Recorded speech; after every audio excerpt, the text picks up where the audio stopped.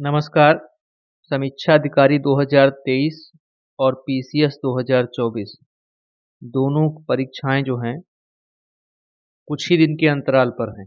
ऐसे में जो मेजर रोल प्ले करता है इन दोनों परीक्षाओं में वो आपका है करंट अफेयर्स। 20 से 25 प्रश्न आरओ में और 30 प्रश्न के आसपास पीसीएस में आपको देखने को मिलते हैं। इसमें सबसे बड़ी समस्या ये है कि क्या हम केवल आरओ के लिए करंट अभी पढ़ें या आरओ और पीसीएस दोनों को साथ में लेकर के हम चलें। उसके बाद जो सेकंड आता है कि करंट कहाँ से पढ़ें, सोर्स क्या हैं, क्या हम ऑनलाइन पढ़ें,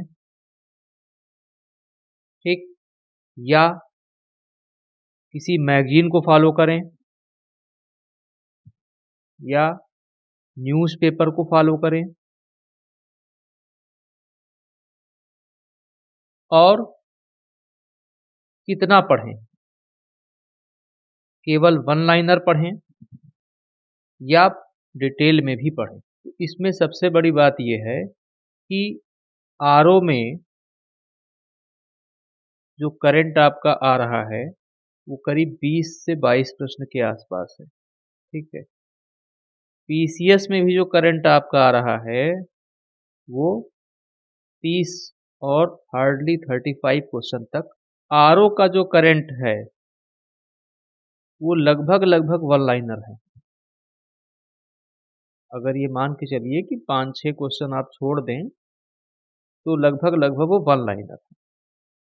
पीसीएस का जो करंट है वो 50-50% है, ठीक है। 50% वन लाइनर है, 50% डिटेल करंट है। और समय आरओ से पीसीएस के बीच में कोई बहुत ज़्यादा अंतर नहीं है। 11 फरवरी को आपका आरओ है और मार्च में आपका पीसीएस है। तो ऐसी स्थिति में वन लाइनर तो आपको तैयार करना ही पड़ेगा, क्योंकि आरओ में जो है 50% से ऊपर वन लाइनर है और पीसीएस में भी 50% है। लेकिन ये जो 50% डिटेल वाला करंट है ये भी आपको तैयार करना होगा अगर आप पीसीएस दे रहे हैं तो, ठीक है। और ये डिटेल करंट का मतलब ये है कि एक कोई टॉपिक अगर है तो उसके बारे में आपको पूरी जानकारी होनी चाहिए। आधी अधूरी जानकारी से काम नहीं चलेगा। जैसे अभी हमने जो है 50 से 60 टॉपिक जो है करंट अफेयर्स के नोट किए हैं। अब उसमें पहला टॉपिक है नारी शक्ति वंदन या 106वां संविधान संशोधन अधिनियम 2023। अभी जो नारी शक्ति वंदन या 106वां संविधान संशोधन अधिनियम है इसको कितना पढ़ा जाए? क्या केवल वन लाइन में पढ़ लें कि हाँ 128वां संविधान संशोधन विधेयक संसद में पारित हो गया जिसको नारी शक्ति वंदन कहा गया, काम खत्म। इसमें क्या है, एक पॉइंट मान लीजिए और जोड़ दीजिए, ठीक है। महिलाओं को 1/3 सीटों का आरक्षण प्रदान किया जाएगा। अब इसका डिटेल जरा देखिए, जो हम डिटेल बात कर रहे हैं, ठीक है, जो पीसीएस तक आपका कवर करता है। जैसे पहला पॉइंट है, हाल ही में संसद ने संविधान 106वां संशोधन अधिनियम 2023 पारित किया है।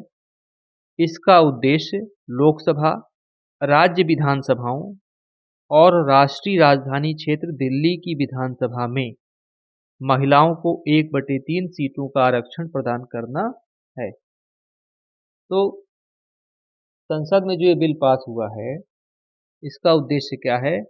लोकसभा, राज्य विधानसभाओं और राष्ट्रीय राजधानी क्षेत्र दिल्ली की विधानसभा में महिलाओं को 1/3 सीटों का आरक्षण प्रदान करना है, ठीक है।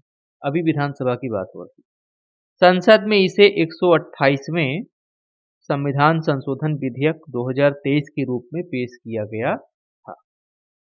तो ये विधेयक कौन सा था? 128वां था। पारित होने के बाद 106वां संविधान संशोधन अधिनियम बन गया।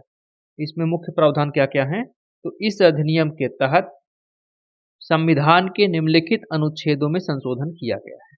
कौन कौन से अनुच्छेद हैं जिनमें संशोधन किया गया? क्वेश्चन यहां से निकलेगा। जैसे अनुच्छेद 239 AA, दिल्ली विधानसभा में महिलाओं को आरक्षण प्रदान करने के लिए अनुच्छेद 239 AA में संशोधन किया गया है। ठीक है। तो 239 डबल ए का संबंध दिल्ली विधानसभा से। नए अनुच्छेदों को भी जोड़ा गया है इसमें, जैसे अनुच्छेद 330 ए, लोकसभा में महिलाओं के लिए आरक्षण के प्रावधान हेतु। तो 330 ए जो जोड़ा गया है इसका संबंध किससे है? लोकसभा में महिलाओं के आरक्षण से संबंधित है। अब 330 क्या है? लोकसभा में अनुसूचित जातियों और अनुसूचित जनजातियों SC ST के लिए कुल सीटों पर भी महिलाओं के लिए आरक्षण का प्रावधान क्या है? तो SC ST के लिए आरक्षित कुल सीटों पर भी महिलाओं का प्रावधान है अनुच्छेद 330 में। और 330 ए में जो है लोकसभा में महिलाओं के लिए आरक्षण के प्रावधान किए गए हैं। नेक्स्ट देखिए अगला प्रावधान क्या है? अनुच्छेद 332 ए, ये भी जोड़ा गया है। राज्य विधानसभाओं में महिलाओं के लिए आरक्षण के प्रावधान हेतु अनुच्छेद 332 ए को क्या है? जोड़ा गया है। अनुच्छेद 332 क्या है? राज्य विधानसभाओं में अनुसूचित जातियों और अनुसूचित जनजातियों हेतु आरक्षित सीटों पर महिलाओं के लिए आरक्षण का प्रावधान किया गया है। तो राज्य विधानसभाओं की बात हो रही है आर्टिकल 332 में।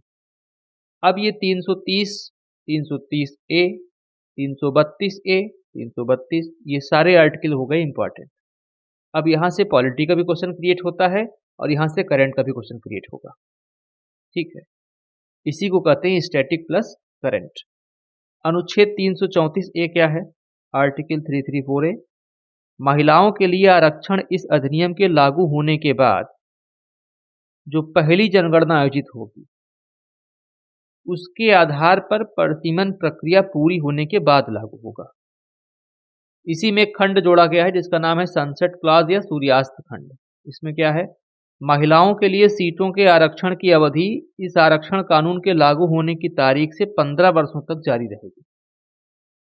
महिलाओं के लिए सीटों के आरक्षण की जो अवधि है, जो समय है, इस आरक्षण कानून के लागू होने की तिथि से 15 वर्षों तक जारी रहेगी। 15 साल तक वैलिड रहेगा आरक्षण लागू होने की तिथि से। नेक्स्ट पॉइंट निकल के आता है, हालांकि संसद कानून बनाकर महिलाओं के लिए आरक्षण की अवधि को आगे भी जारी रख सकती है। संसद कानून बनाकर महिलाओं के लिए आरक्षण की अवधि को आगे भी जारी रख सकती है, संसद के ऊपर डिपेंड करता है। नेक्स्ट पॉइंट क्या है? इस अधिनियम के उपबंध मौजूदा विधानसभाओं और लोकसभा के विघटन तक किसी भी प्रतिनिधित्व को प्रभावित नहीं करे। विधायिका में महिला आरक्षण की आवश्यकता क्यों है? विधायिका में महिलाओं का कम क्या है? प्रतिनिधित्व है। ठीक है, भारतीय संसद में महिला सांसदों की संख्या काफी कम है, 15% से भी कम है। हालांकि यह अब तक का सबसे अधिक आंकड़ा है, ये भी ध्यान देने की बात है अन्य देशों के मुकाबले। राज्य विधानसभाओं में महिला विधायकों का औसत प्रतिनिधित्व कितना है? 8% है केवल। इसी कारण राजनीति में महिलाओं का कम प्रतिनिधित्व विश्व आर्थिक मंच की ग्लोबल जेंडर गैप रिपोर्ट में भारत के खराब प्रदर्शन का एक मुख्य कारण है। अभी जो ग्लोबल जेंडर गैप रिपोर्ट है इसमें भारत का प्रदर्शन खराब हो रहा है। इसका एक मुख्य कारण ये भी है कि राजनीति में महिलाओं का कम प्रतिनिधित्व। राजनीति में क्या है? महिलाओं का कम प्रतिनिधित्व। और उसका डाटा दिया गया है कि ग्लोबल जेंडर गैप रिपोर्ट 2023 में कुल 146 देशों में भारत का 127वां स्थान है।